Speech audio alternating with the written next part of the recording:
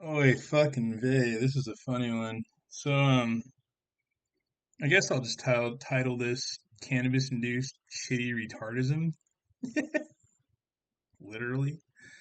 I go to bed last night, like everything's normal for whatever that subjective terminology can even be defined as uh, these days. And there's a new roommate who moved in, and like the other one, she's a junkie, a drug addict, and so they lie, but nothing I can do about that.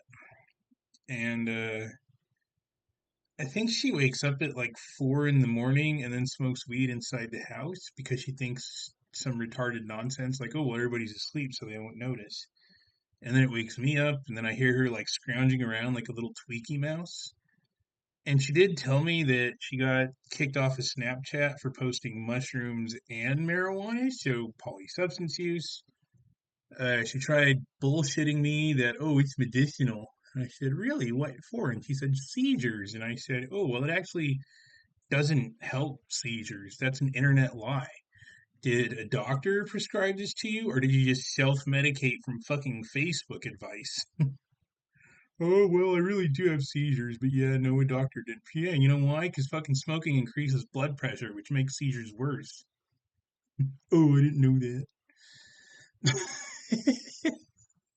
Anyway, so sometime during the night, I think, uh, something happened with the water because I woke up this morning and there was these signs everywhere saying, "Do not use the sink, do not flush the toilet, do not take a shower."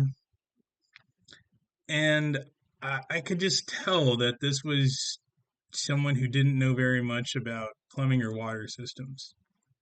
The signs are obvious, but whatever.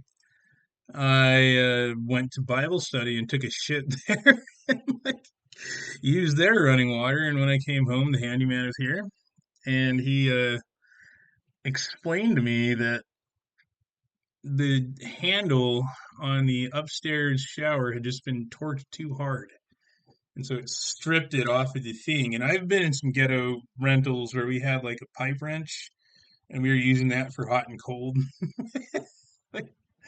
And then he told me that, well, whoever shut it off downstairs did the same thing, and that was torqued way too tight, way over, and that's why it wouldn't stop dripping, was they turned it way too tight. And I'm like, oh, okay, so I don't think the women have that strong of a grip. There's only two males in the house, and it wasn't me, so it was the guy here.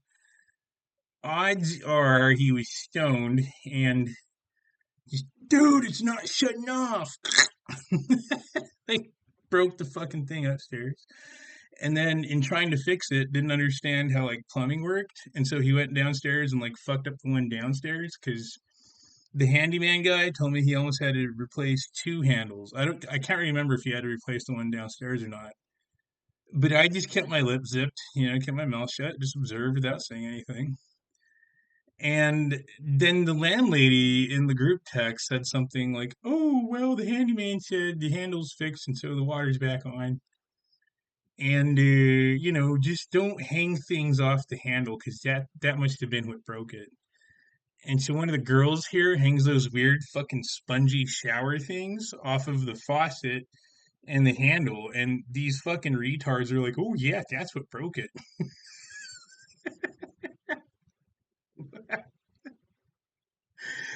And it's blowing my mind that me and the handyman seem to be the only one that know better.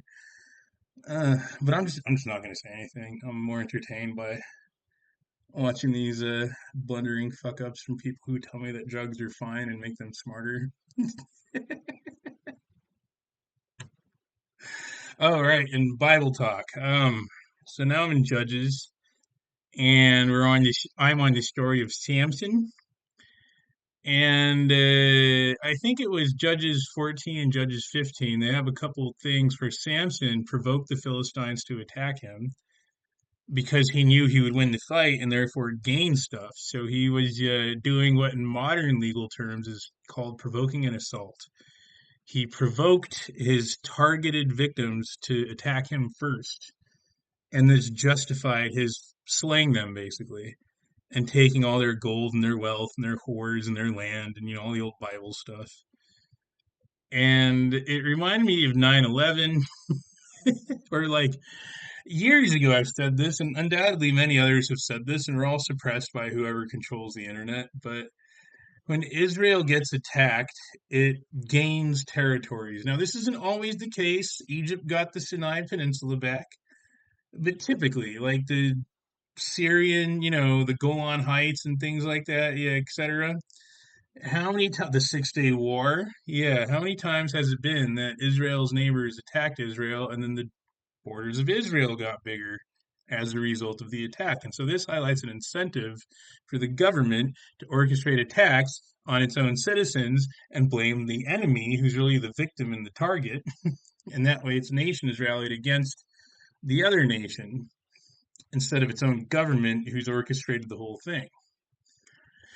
Now, it's not just Israel that does this. Governments throughout history have done this. And I think one of the more hilarious associations that I have with this association from this, fable of Samson, is in the moral instruction from Marvel mutants, from fictional characters in comic books.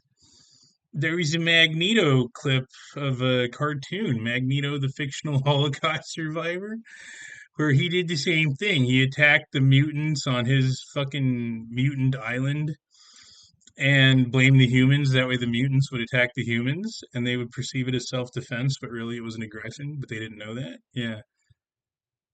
So then I Googled, is Samson a false flagger?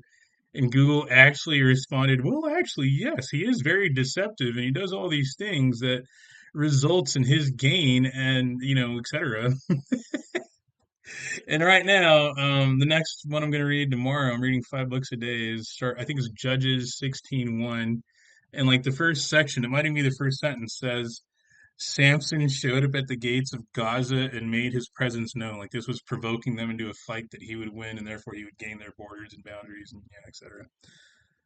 And so, October 7th, Hamas, Israel government orchestrated the attack on its own citizens, maybe. Like when people think of the Samson option, they think of that Israel is a mad dog and we have to nuke the whole world if we go down, and this will scare our allies into being our allies.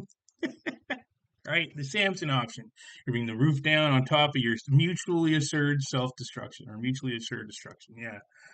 No, there's a lot more to it. And it's actually fun for me to read this stuff. Anyway,